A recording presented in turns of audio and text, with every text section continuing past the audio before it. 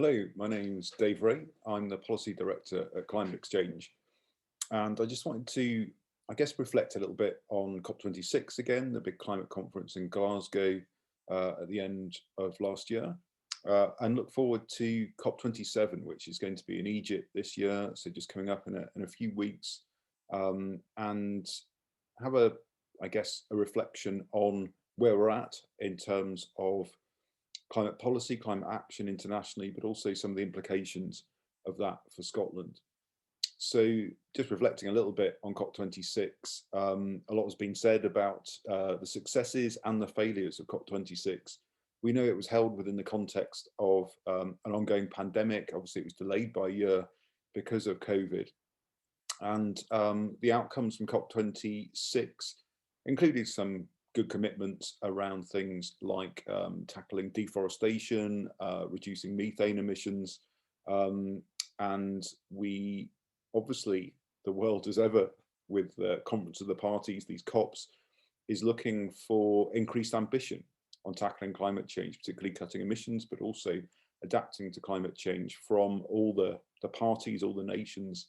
If we add that up, in terms of the Paris climate goals of keeping global average temperatures below 2 degrees of warming during this century, with the ambition of keeping them below 1.5, a crucial thing in terms of the extra negative impacts you get if you allow global temperatures to increase above 1.5 to 2 and more degrees. That's where the attention inevitably is focused, and that's where inevitably as well from COP26, the level of ambition didn't meet that 1.5 goal. We ended up with the mantra of keeping 1.5 alive emerging from COP26. And the Glasgow Climate Pact, so the agreement that specifically came out of Glasgow, part of it was focused on trying to get increased ambition, increased pledges in the run up to this forthcoming COP in Egypt. One of the requests within that text was for all nations to bring updated or new nationally determined contributions, these NDCs, what they're going to do as nations before COP27. The deadline was September the 23rd, so just quite recently. And that was obviously a key part of keeping the pressure on and getting us closer and closer to the Paris climate goals. We left COP26 with some increased ambition, but if you add it all up, it would still mean warming of somewhere between 2 and 3 degrees globally, so not meeting the Paris climate goals. One of the things obviously that's happened during that time, which has undoubtedly affected the level of attention and the level therefore of pledges and increased ambition on climate change, has been the war in Ukraine, the cost of living, energy and food crises. And that's meant that actually only a handful of countries out of the nearly 200 who are parties to the Climate Change Convention have actually updated or produced new pledges on climate. We've seen increased ambition from Australia, for instance. We've seen new or updated commitments from countries like South Korea, Indonesia. We've seen updates from Brazil, which seem to actually equate to less action than they were previously taking.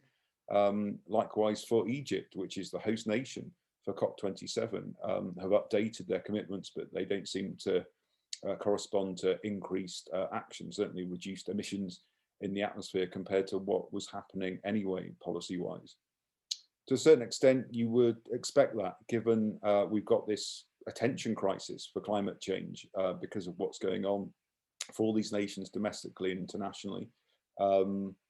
You'd hope, and I think most nations do understand, that climate change is the big risk multiplier for things like food security, for energy security.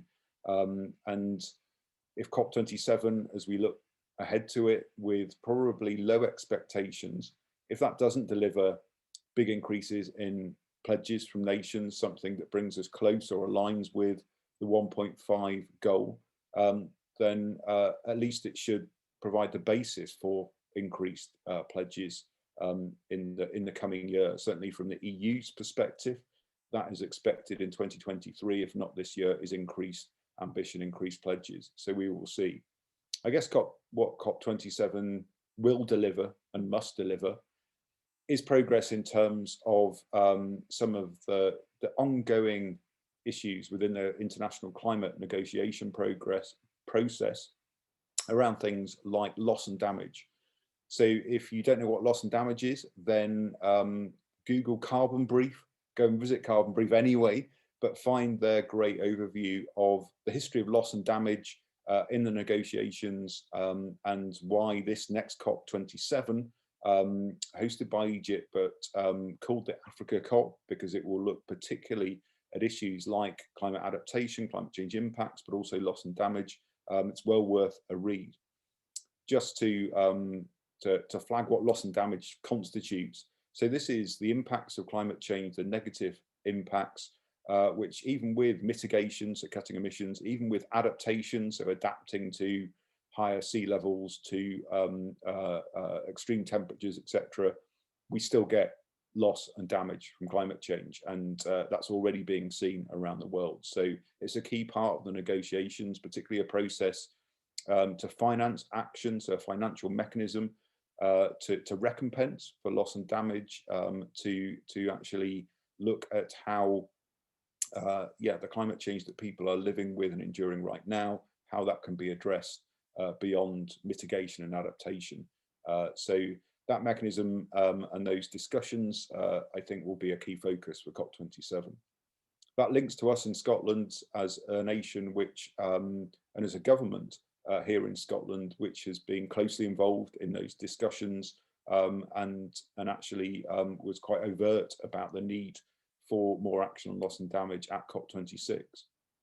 The other big thing, I guess, for us in Scotland at COP27 is going to be building on our own experiences. We saw this a lot at COP26 as our kind of home COP, is sharing good practice, yes, as a nation which has a lot of testing climate change targets, a lot of action that's happened in different sectors, but also has faced a lot of challenges and continues to, in terms of realizing those. So sharing the good practice, but also the lessons of facing those barriers, some of the solutions, and learning from other nations.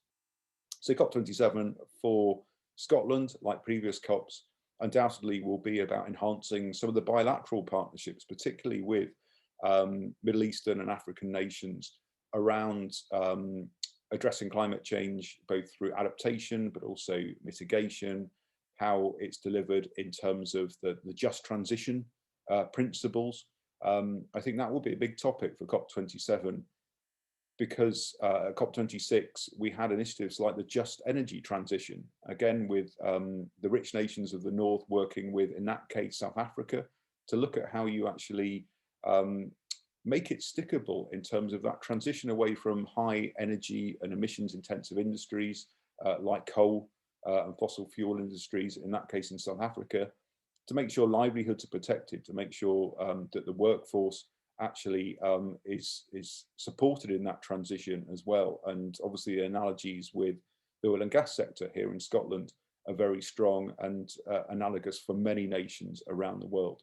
So that topic, I think, will be a really strong narrative for COP27, and hopefully a really positive outcome in terms of how that model can be extended, expanded to other nations. I know Indonesia is one of the nations really interested in that route towards delivering a fair transition, a stickable transition to net zero and to climate resilience.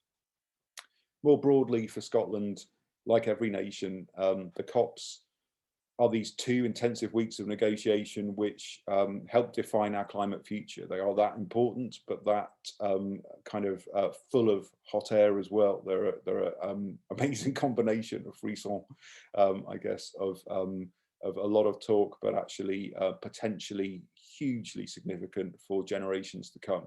And so looking at what new commitments do come through, what happens in terms of sectoral action around the world, and what that means for our workforce, for our research, for innovation, for investment, and you know, I guess that's particularly important in the context of failed goals in the run up to COP26 and at COP26, to make sure that 100 billion years of investment for climate action flowed from the global north to the global south.